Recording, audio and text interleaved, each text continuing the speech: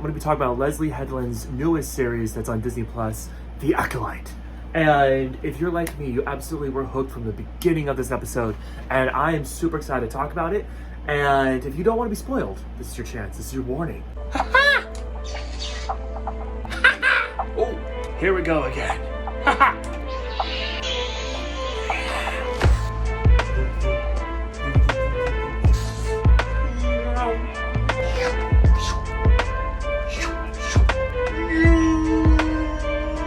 First off, I just want to say this is the most hyped I've been about a Star Wars series in a long time, and it's not because the other series did not have my love and attention.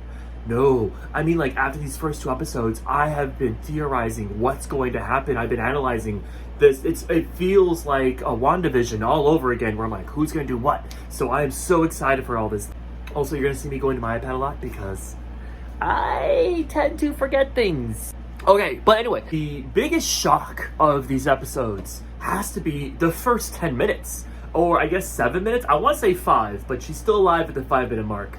With the murder of Indara, played by Carrie-Anne Moss. Like, now, if anyone who's like, who's Carrie-Anne Moss? And because, like, let's say you're watching this because you don't know if you want to get into The Acolyte. But Carrie-Anne Moss is Trinity from The Matrix. She's in all the promotional art. She is everywhere. She's in the interviews. She's in the poster. She was in a 5-minute clip at the end of episode 1 to get you hyped for The Acolyte. And she dies by a butter knife. Like, it's not really a butter knife. It is a assassin weapon. I also would be like, and then fall to the ground. What I love about that scene was it wasn't like a knife with razor red lighting or something spacey. It was like, yo, this is a knife. I love that. I love the realism on top of it just being fantastical Star Wars storytelling. What has me the most hyped is the overall story. I am loving that this is a murder mystery and it's an investigation, and my brain isn't thinking, what does Star Wars do? My brain is going, what have I seen in other medias of this kind of storytelling? So with that, here are my theories that I think is going to happen in the coming episodes. Number 1, Kamir. I want to say his name is Kamir. I know him as Jason from The Good Place, but he is the weapons dealer who is like giving May all their weapons, right? But he's like drunk at a bar. We've all seen this, and it could be this. It could be like he's so obviously deceitful, and like people are like, no. There's more to you than meets the eye. So maybe he's not the person in the mask and the red lightsaber, but I still think he's more important. Apparently, my first thought, my gut reaction was he's Darth Plagueis the Wise, Emperor Palpatine's master. But I guess there's a book, and that book kind of goes against everything we just saw. So that's the first thought, and now it's gone. But he is someone important. And remember, there's 2. There's always 2 there are.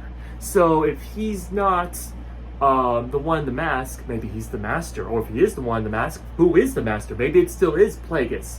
Who knows? Who knows what's going to happen? But so that's theory number 1. He's more important, and he's actually going to betray May and try and go after Osha because she's more powerful, which then goes into theory number 2, and is that the Jedi burnt down the village, the house for Osha and May. And they sensed evil in one of the twins, but they didn't know which one, and they guessed. And that is the evil in all this, because I'm pretty sure May is the good one.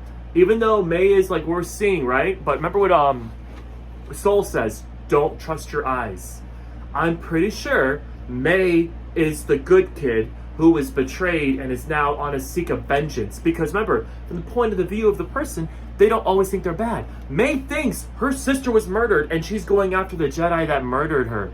That's it. She's not going after anyone else. She's not hurting anyone else. She's going after a Jedi and using the Jedi's weaknesses against them to get revenge. So, the goes to Osha, or Asha.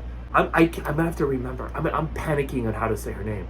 Anyway, the fact is that she is full of anger. She wants revenge. She doesn't want justice, she wants revenge. Evil was sent inside her by the crazy person, And then Kimir, Jason from The Good Place says, oh, he literally already started courting her. Kimir will betray May to try and get Osha to go to the dark side, and it may actually work. Who knows? Who's to say where this is going? But it will be discovered that the Jedi were evil in the sense of trying to keep the dark side from growing by any means necessary, and they're doing some questionable things because they don't want to ruin the perception of the Order. So those are my two big theories leading into this. Who knows? Episode 3 may blow it out of the water. I don't know, but this is what makes it so fun. This is the excitement of Star Wars storytelling, or just storytelling in general, where it's like, if the story is written so well and you're just on this journey, I cannot express how excited I am that we are in era of we don't know. I can't be like, well, this person's clearly evil, so no matter what happens, we know. I don't know what's gonna happen, and I am so excited